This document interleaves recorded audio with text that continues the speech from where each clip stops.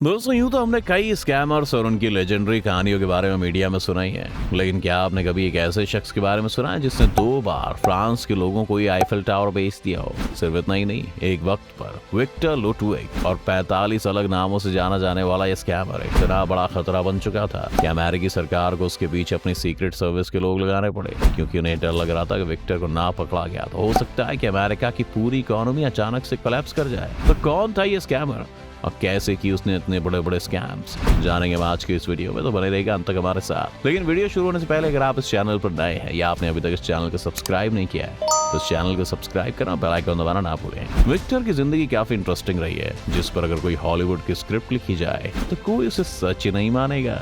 कहते हैं कि विक्टर 1890 में ऑस्ट्रो हंगेरियन एम्पायर में पैदा हुआ था, लेकिन उसके पेरेंट्स काफी गरीब थे और जब वो 7 साल का था तब उसके पेरेंट्स का तलाक हो गया था। इसके बाद वो कुछ रिश्तेदारों के साथ रहने लगा, लेकिन फिर वो घर के बाहर अकेला रहने लगा। 13 साल की उम्र तक वो लोगों की जेब काटने में उस्ताद हो चला था। 13 साल की उम्र में जब वो कुछ खाने के लिए बुडापेस्ट में घूम रहा था और एक रेस्टोरेंट के पीछे की एक डस्टबिन में खाना खोज रहा था, तब उसने देखा कि एक कपल बालकनी में बैठा है और उसके सामने खाने की कई प्लेट सजाए रखी है। वो कपल अगले कुछ घंटों तक वहीं बैठे रहे, उन्होंने कुछ बातें की और बिना कुछ खाए पिए वहां चले गए। विक्टर ने देखा कि किस तरह जिस खाने के लिए वो स्ट्रगल कर रहा है अमीर लोग उसे यूं ही फेंक देते हैं।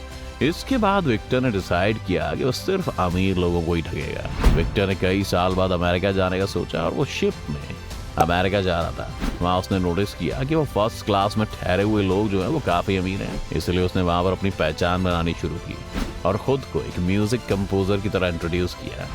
इसके बाद वो वहाँ के अमीर लोगों से अपने प्ले में पैसा लगाने के लिए कहता था और कुछ लोग उसे पैसा दे भी देते थे। ये स्कैम इतना सक्सेसफुल रहा कि अगले कुछ सालों तक उसने बस यही किया। वो यूरोप से अमेरिका के लिए एक शिप में बैठता था, फिर पैसे लेने के बाद अमेरिका से यूरोप के लिए दूसरी शिप पकड़कर दोबारा सफर करता था। लेकिन इसके बाद 1914 में पहला विश्व युद्ध शुरू हो गया, जिस वजह से इस तरह की लग्जरी क्रूज शिप्स अब बंद हो गई थी।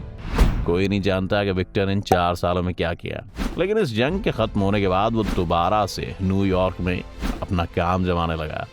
यहाँ पर उसने एक नई टेक्निक से लोगों को स्कैम किया। उसने एक टैलेंटेड वुड वर्कर से एक छोटी सी मशीन बनवाई जिसमें बहुत सारे रोलर्स और डायल्स लगे हुए थे। ये मशीन कुछ भी नहीं करती थी, लेकिन देखने में बहुत साइंटिफिक दिखती थी। विक्टर का ये स्कैम था कि वो कैसीनोज में जाता था और फिर अमीर लोगों से दोस्ती करता था। बातों ही बातों में उन्हें बताता था कि उसके पास एक ऐसी मशीन है जो नोट छापती है। विक्टर इतना क्या कर ऐसे रिएक्ट करता था जैसे ये बात उसे नहीं बतानी चाहिए थी, और फिर लोग उसे वो आगे की बात पूरा करने के लिए फोर्स करते थे। तो विक्टर कहता था कि उसकी मशीन में अगर कोई आदमी असली नोट डालेगा तो मशीन उसे एक दूसरे करेंसी पेपर पर प्रिंट कर देती है, जिससे अब उस नोट की 2 कॉपीज बन जाती हैं। और उस मशीन में एक इश्यू था कि वो नोट कॉपी करने के लिए 6 घंटे वक्त लेती। जब लोग ये सुनते थे तो वो उसे फोर्स करते कि विक्टर उन्हें वो मशीन दिखाए। काफी एक्टिंग करने के बाद विक्टर उन्हें अपने होटल रूम में लेकर जाता था और उस मशीन में $100 का नोट डाल देता था। इसके बाद 6 घंटे तक विक्टर और उसके गेस्ट बातें करते थे और बाकी चीजों में बिजी हो जाते थे। 6 घंटे बाद मशीन से सेम सीरियल नंबर के 2 नोट निकलते थे।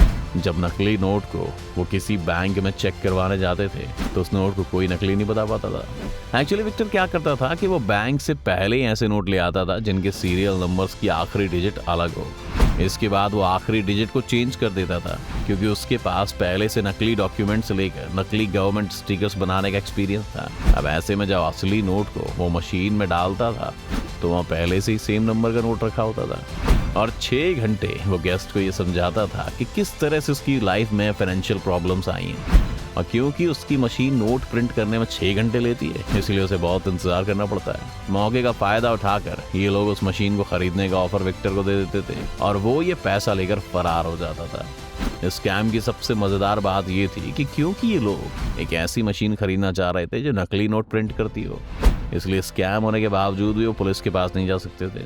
अब आते हैं आईफिल टावर स्कैम पर। 1925 में एक आर्टिकल छपा जिसके मुताबिक ये कहा गया था कि आईफिल टावर की हालत बहुत खराब है और इसके रिपेयर में जो खर्च आएगा उससे अच्छा फ्रेंच सरकार इसे गिरा दे। यूं तो आईफिल टावर को सिर्फ 20 साल के लिए बनाया गया था, लेकिन अब वो पेरिस की शान बन चुका है, जिस वजह से पब्लिक नहीं चाहती थी कि ऐसा किया जाए।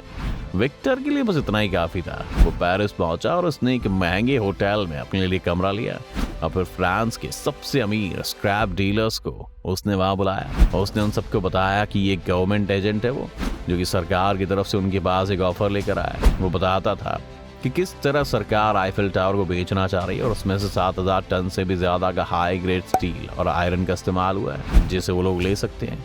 जो भी हाईएस्ट बिडर होगा उसे वो आईफिल टावर बेच देंगे। इस प्रेजेंटेशन के बाद उसने आंद्रे पॉइजन नाम के एक बिजनेसमैन को रोक लिया। आंद्रे की कंपनी को एक बड़ा कॉन्ट्रैक्ट चाहिए था और बातों बातों में विक्टर ये जताने लगा कि अगर वो उसे रिश्वत खिला दे तो आईफिल टावर का कॉन्ट्रैक्ट उसे मिल सकता है।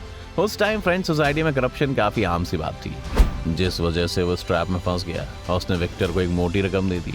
इस स्कैम के बाद विक्टर वहां से भाग गया, लेकिन इस स्कैम की बात कभी पुलिस में रिपोर्ट नहीं की। इसी वजह से विक्टर ने स्कैम को दूसरी बार करने का सोचा। उसका पूरा मेथड यही था, बस इस बार उसने अलग बिजनेसमैन उस मीटिंग के लिए बुलाए थे। लेकिन विक्टर का बुरा समय 1929 के ग्रेट डिप्रेशन के बाद शुरू हुआ।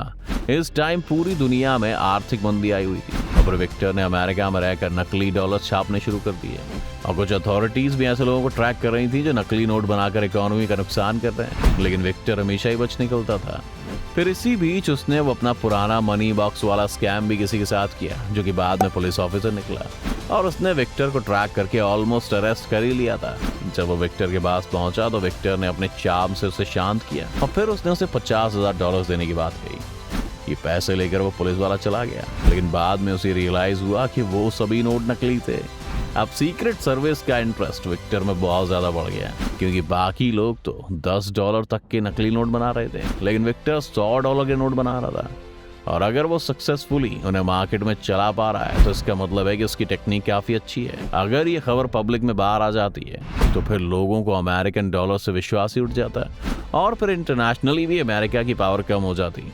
इसी वजह से विक्टर को सीक्रेट सर्विसेज ने हर जगह खोजना शुरू कर दिया। एक दिन उन्हें एक एनोनिमस कॉलर ने एक टिप दी, जिसमें विक्टर के नकली नोट छापने वाले कारखाने का एड्रेस था। यहाँ से पुलिस ने कार्रवाई करनी शुरू कर दी और विक्टर को आखिर पकड़ लिया गया। कोई नहीं जानता कि ये टिप उन्हें किसने दी, लेकिन कई लोग मानते हैं कि वो कोई और नहीं बल्कि विक्टर की पहली पत्नी थी, जिसे उसने दूसरी औरत के लिए छोड़ दिया था। लेकिन इसके बाद भी विक्टर की स्टोरी खत्म नहीं हुई।